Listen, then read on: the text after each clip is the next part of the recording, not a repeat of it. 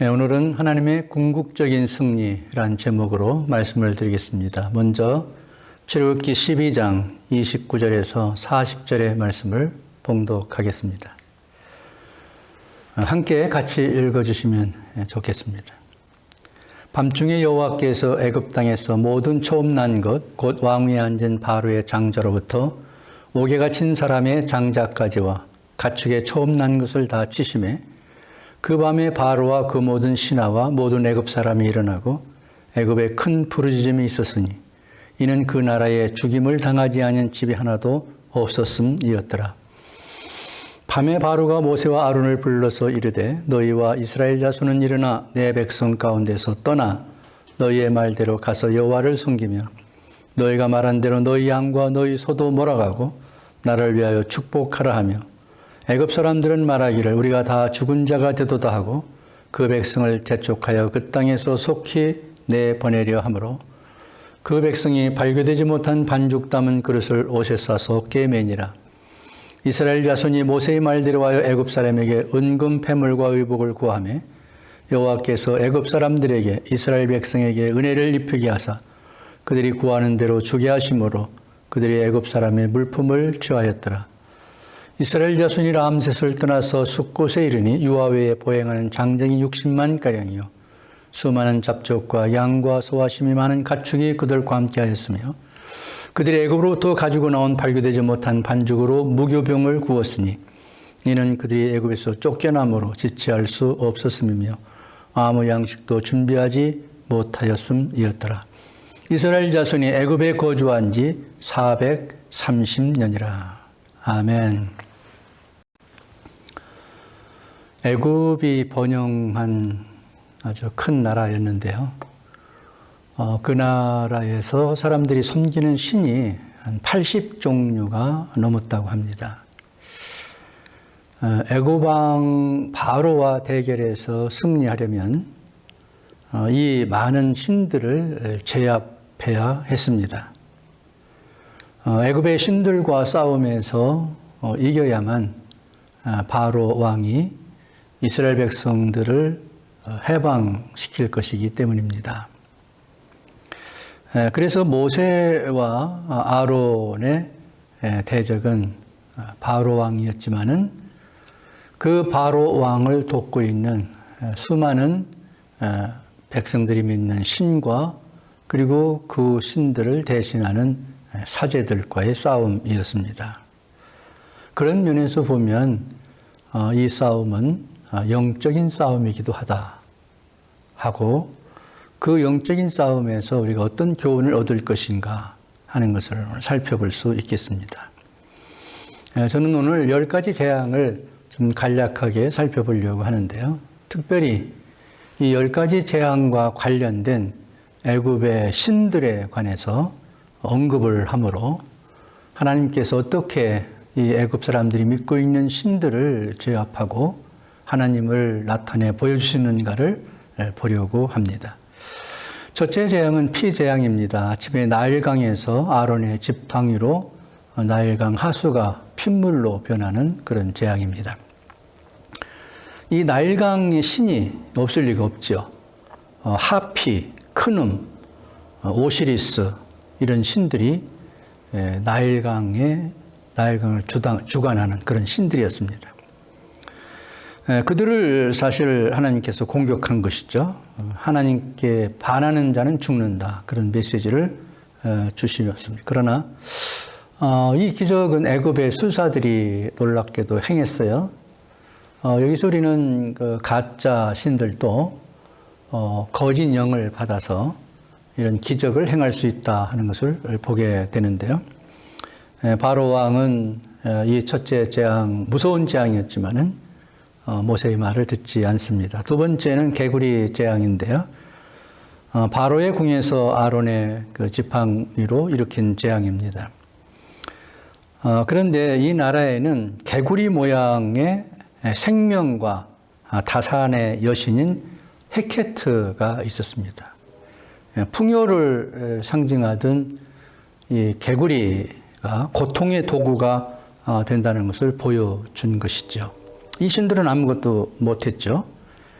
그래서 우상을 섬기는 것을 증오한다 하는 것을 드러내었지만은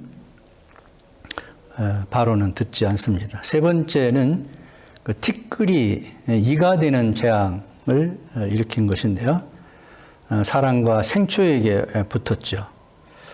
사막의 신 세트를 공격한 것입니다. 하나님을 반역한 인간이 어떤 고통을 당하는가 하는 메시지를 주고 있지만 역시 바로는 반응하지 않았습니다. 여기서 한 가지 주목할 것은 첫 번째, 두 번째 재앙은 그들이 흉내를 냈습니다. 근데 이 세 번째 재앙은 흉내를 내보려고 했지만은 실패했어요. 애굽의 수사들이. 그래서 바로왕에게 가가지고 그건 하나님만이 하실 수 있는 권능이다. 그런 보고를 하게 됐죠. 그 이후로 애굽의 수사들은 재앙을 흉내내지 못하게 되는 것을 보게 됩니다. 네 번째는 파리 재앙인데요. 아침에 나일강에서 시작을 했습니다. 집집마다 파리가 가득하게 되어지죠. 그런데 이 애굽 사람들의 신 가운데 파리 신이 있었어요. 우아티트, 그 다음에 질병을 치료하는 신 케파라. 근데 이런 것들이 아무것도 아니다 하는 것이 이제 증명이 되는 것이죠. 오히려 애굽인들만 고통을 받게 됐어요. 이스라엘 백성들은 이 고통에서 제하게 됐거든요. 그랬지만 바로는 역시 말을 듣지 않습니다. 다섯 번째는 생축 재앙으로요. 그 사람들과 그 짐승에게 피부병이 생겨서 그 짐승들이 죽어나가는 그런 재앙인데요. 숫소의 신 아피스가 그들에게 있었어요. 암소 신도 있었습니다. 하토르라고 하는 신. 근데 애굽이 숭상하는 이 동물의 신, 이런 것들은 사람들이 만들어 놓은 피조물의 신일 뿐이지 진짜 신이 아니라는 것을 드러낸 거죠. 진짜 그것들이 능력이 있었다고 그런다면은 이런 때 이제 딱 대항해서 이겨야 되잖아요. 그런데 아무 힘도 쓰지 못했습니다. 여섯 번째 독종 재앙인데요. 예고 없이 사람들과 짐승의 몸에 독종이 생긴 것이죠. 대지의 신 타이폰, 또 의술의 신 임호텝, 질병의 신 시크멧, 이런 것들을 공격한 거죠. 이런 신들이 병을 고쳐주고 또 사람들을 병나지 않게 해준다고 한 것이거든요. 그런데 이런 독종이 생기는 것에 대해서 그들은 아무도 치료할 수 없었어요. 그러니까 그 신들이 가짜였고 거짓이었다 하는 것이 드러난 것이죠. 여섯 번째는 우박의 재앙인데요. 아침에 나일강에서 모세의 손에 의해서 애굽 전역에 우박이 쏟아지게 된 것이죠. 그런데 이런 우박들을 주관하는 대지의 신인 슈가 있었고요. 또 하늘의 여신 누트가 있었고 생산의 신인 오시리스라는 신이 있었어요. 그런데 이 신들이요, 대지에서 일어나는 이 우박, 이거 대항하지 못했죠. 이게 진짜 신들이라면은 우박을 멈추게 한던가 말이죠. 그렇게 했어야 되거든요. 또 하늘에서 오는 거니까 하늘에 주관하는 그 신이 이걸 막았어야 되는데 그런 힘이 아무것도 없었죠. 그러니까 그들이 믿고 있는 신들, 이름을 붙인 신들은 다 가짜다 하는 것이 드러나게 된 것이죠. 여덟 번째는 메뚜기 재앙인데요. 예고 없이 바로의 궁에서 시작이 되죠. 모세의 지팡이가 일으키게 되는데 채소들을 그냥 마구잡이로 이제 먹어버리게 되죠. 그런데 곡식을 지켜주는 신이 있었어요. 세라피스. 또 곡물의 신도 있었는데 세트 있었습니다. 근데 이 신들이 이 메뚜기들이 막 채소들을 먹을 때 아무 힘도 못 쓰죠. 그러니까 가짜라는 것이 드러난 것이죠. 거짓 신이라는 것이 드러난 것입니다. 아홉 번째는 흑암의 재앙인데요. 예고 없이 모세의 지팡이로 애굽 온 땅에 3일간 흑암으로 덮이는 그런 재앙인데요. 이들이 믿고 있는 신 가운데 태양의 신 라가 있었고요. 대기와 불의 신 호루스, 또 하늘의 여신 룻, 하트로, 이런 신들이 있었어요. 그런데 이들이 참된 신이었고 능력이 있다고 한다면은 하나님이 주신 이 3일 동안 흑암이 되는 이런 재앙 가운데 그걸 물리치고 이제 그들이 이겼어야 되는데 그건 아무 힘이 없었어요. 아무 능력이 없었습니다. 그러니까 그건 가짜 신이라는 것을 드러낸 것이죠. 마지막 10번째는 초태생 재앙으로 그 사람과 생축에 처음 난 것들을 죽이는 그런 무서운 재앙인데요. 이들이 생명의 신이 있었어요. 푸타아라고 불렀고요. 재생의 신 민이 있었고요. 출생을 도와주는 여신 헤케트가 있었고요. 어린이를 지켜주는 이시스, 또 다산의 신 오시리스, 이런 것들이 있었어요. 그런데 이들이 신들이 아무 힘도 발휘하지 못하죠. 짐승 초태생이 죽을 때 또 각 가정에서 장자들이 죽어나가는데요. 이들이 그 생명의 신이라면 살려야 되잖아요. 또 죽었다 하더라도 다시 살아나게 해야 되잖아요. 재생의 신이 있으니까요. 또 어린이를 지켜주는 신이 있는데 그 어린이들을 지켜줘야 될 거 아니에요? 근데 이런 신들은 아무 역할도 하지 못한 것이죠. 그러니까 이 많은 신들이 다 가짜고 거짓말이라는 것이 드러낸 것이죠. 하나님은 이 10번째 이 재앙을 통해서 마침내 바로와 애굽 사람들을 굴복시키시게 되죠. 바로 자신도 자기가 신이라고 생각하고 있었지만은 아무 힘도 없었죠. 자기 아들이 죽는데 속수무책이었습니다. 그래서 할 수 없이 이스라엘 백성들에게 이제 해방령을 선포하게 되는 것이죠. 이것이 간단하게 좀 살펴본 출애굽기 5장에서부터 12장까지 기록된 10가지 재앙에 관한 내용들입니다. 저는 주로 말씀을 이미 드린 것처럼 그들이 믿고 있던 신들이 진짜가 아니고 가짜라는 것이 드러나면서 하나님이 10가지 재앙을 통해서 우리에게 무엇을 보여주시려고 하는가를 찾아보려고 하는 것입니다. 첫째로는요, 하나님께서 직접 말씀하셨어요. 여호와를 알게 하려고 한다. 출애굽기 7장 5절을 읽어봅니다. 내가 내 손을 애굽 위에 펴서 이스라엘 자손을 그 땅에서 인도하여 낼 때야 애굽 사람이 나를 여호와인 줄 알리라. 애굽은 강대국으로 번영을 누렸지만요, 온갖 우상을 섬겼죠. 거짓 신들의 지배를 받고 있었어요. 근데 하나님은 몰랐습니다. 그 많은 신들이 있는데 여호와 하나님 신은 그 땅에 있다고 그들이 믿지 못한 거죠. 또 하나님의 선민인 이스라엘 백성들도 오랫동안 노예생활을 하면서 이방 문화에 젖어가지고 여호와 하나님을 잊어먹었습니다. 그래서 하나님께서 모세와 아론을 보내서 이 재앙을 일으키시면서 그들에게 여호와 하나님이 누구냐, 여호와 하나님이 바로 이분이다 하는 것을 알게 하려는 데에 이 목적이 있었다. 그렇게 보는 것입니다. 두 번째로는요, 이 여호와 하나님이 유일신임을 알게 하려고 했다. 출애굽기 9장 14절을 같이 읽어봅니다. 내가 이번에는 모든 재앙을 너와 네 신하와 네 백성에게 내려 온 천하에 나와 같은 자가 없음을 네가 알게 하리라. 온 천하에 나와 같은 자가 없음을. 그러니까 유일하신 신이라는 거죠.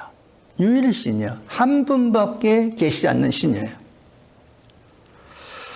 여러분, 이것을 알게 하는 것이 중요했죠. 그들은 여러 신들을 믿고 있었어요. 그런데 그 신들 중에 여호와 하나님도 한 신에 불과하다, 이렇게 인식이 되면 안 되지 않습니까? 그래서 여호와 하나님이라는 신이 계신데 그분은 유일하신 한 분밖에 없는 신이시다. 이거를 알게 하는 것이 중요했다는 것입니다. 이 말은 무슨 말입니까? 다른 말로 말하면은 여호와 하나님 유일하신 한 분이신 그 신 외에 다른 신이라고 말하는 것들은 다 가짜다 하는 것을 의미하는 것입니다. 그것을 드러낸 것이죠. 사실 그 고대 국가들 근대 국가들 가운데 일본이나 또는 인도나 이런 나라들은 다신 여러 신들을 믿죠. 그래서 그들에게 복음을 전하려고 하면 참 어렵다고 그래요. 선교사님들이. 특히 일본에서 복음 전하는 분들 얘기를 들어보면은 신들이 너무 많으니까 하나님을 소개하면 그 많은 신들 가운데 하나라고 생각하기 때문에 창조주 하나님, 또 전능하신 하나님, 한 분이신 하나님, 이것을 이해시키는 게 어렵다는 거예요. 그래서 그 선교가 어렵다, 그런 얘기를 들은 적이 있습니다. 저희 교회 함께 사역했던 그 사역자 한 분도 일본에서 선교한 일이 있는데 3년 동안 선교하는데 1명 전도했다는 얘기를 들은 적이 있습니다. 그만큼 어려운 거예요. 그러니까 애굽의 땅에 이 여러 신들이 있는데 그들 중에 한 신이 아니라 신은 하나님 여호와 한 분밖에 없다. 다른 것은 다 가짜고 거짓이다. 이것을 드러내는 것이 유일신임을 알게 하려고 했다. 세 번째로는 그 이름이 온 천하에 전파되게 하려고 했다는 출애굽기 9장 16절입니다. 내가 너를 세웠으면 나의 능력을 네게 보이고 내 이름이 온 천하에 전파되게 하려 하였음이니라. 모세를 통해서 이 재앙 권능을 행하시고 이렇게 한 이유는 이 여호와 하나님이 유일신이신 여호와 하나님을 온 천하에 전파하려는 데 목적이 있다. 이렇게 설명하고 있습니다. 이것이 모세에게 능력을 주어서 이 재앙을 베풀었던 이유라고 말씀하고 있습니다.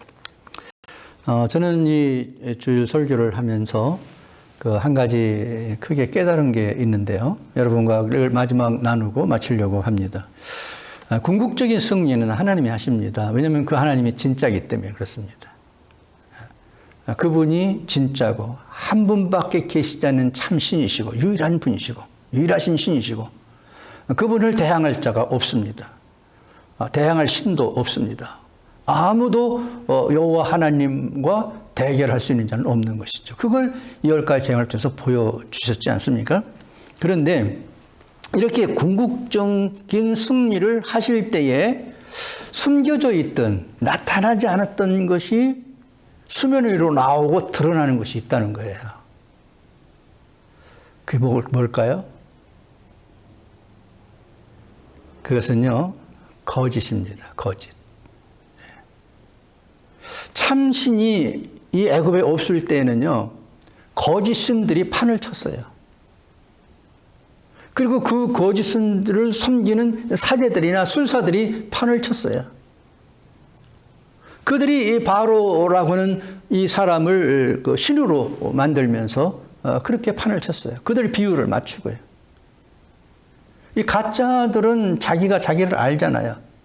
그러니까 이걸 드러나지 않게 하기 위해서 온갖 것들을 만들어 가지고 가짜가 진짜인 처럼 이렇게 믿게 하고 살았던 것이죠. 애굽에서 그 이스라엘 백성들이 노예로 학대를 받은 것들도 그런 결과 중에 하나입니다. 참신이 그 나라를 다스리고 있었다면요, 영향을 미치고 있었다면요, 그들을 노예로 그렇게 처참하게 부려먹을 수가 없는 거죠. 가짜 신들이 판을 치는 나라이기 때문에 그런 일들이 벌어진 거죠. 그런데 여호와 하나님, 유일하신 하나님, 그분 진짜가 나타나니까 그 많던 가짜들이 진짜인 것처럼 행동하고 처세하던 그들이 드러났다는 거예요. 수면 위로 들어올랐어요. 그게 세 번째 재앙을 내렸을 때 그 술사들의 본색이 나왔는데요. 출애굽기 8장 18절 19절 한번 보시기 바랍니다. 요술사들도 자기 요술로 그같이 행하여 일을 생기게 하려 하였으나 못하였고, 세 번째 재앙이 그 티끌을 이로 만든 거거든요. 근데 그걸 한번 시도하려고 그랬어요. 근데 이게 안 되는 거예요. 아무리 해보려고 해도. 그래서 19절에서 이렇게 말합니다. 요술사가 바로에게 말하되 이는 하나님의 권능이니이다. 하나님만 할 수 있는 거다. 우리는 못한다. 왜 못할까요? 가짜니까 못하는 거죠. 거짓이니까 못하는 거죠. 어느 정도 진짜인 것처럼 흉내는 낼 수 있어요. 어느 때까지는 진짜인 것처럼 행세가 가능해요. 근데 진짜가 나타나면은 숨어있던 가짜, 가려져 있던 가짜는 드러낸다는 것이죠. 이게 평범하고 그리고 정말 단순한 진리인데요. 저는 이것이 왜 저에게 큰 은혜가 됐는지 모르겠어요. 오늘 이 시대를 살아가는 사람들에게도 이런 비슷한 것들이 많지 않습니까? 가짜가 판을 칠 때는요, 거짓이 판을 칠 때는요, 진짜들은 고통을 받아요. 힘들어요. 그 적응하기가 어려워요. 가짜들이 많은 곳에서는요, 진짜가 오히려 핍박을 받지 않습니까? 고난을 당하지 않습니까? 처세하기가 어렵고 힘든 삶을 살 수밖에 없어요. 근데 진짜가 나타나면 어떻게 돼요?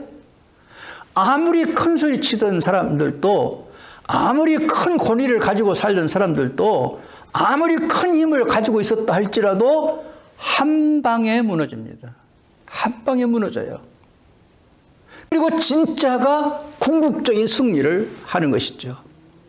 그리고 승리하는 것처럼 보였던 가짜들은 한꺼번에 한 번에 멸망으로 나가게 되는 것이죠. 그 바로에 관한 10가지 재앙에 관한 영화들이 나와 있는 게 여러 가지가 있습니다. 제가 그 한 영화를 좀 이렇게 보다가 깜짝 놀랐는데요. 성경에는 그 말이 나와 있지 않습니다만은 아마 재미있게 영화를 만들기 위해서 그런 것 같지 않나 싶은데, 이 바로가 바로 왕이 모세와 대항을 하면서 이렇게 얘기합니다. I'm God, I'm God. 이 소리 질러요. 소린 끼치더라고, 그 소리가요. 자기가 신이라는 거예요. 그러니까 어떤 신이 나한테 명령하는 거예요? 내가 신인데 말이지. 내 말 듣지 않겠다는 거예요. 내 말 믿지 않겠다는 거예요. 내가 신이라는 거예요.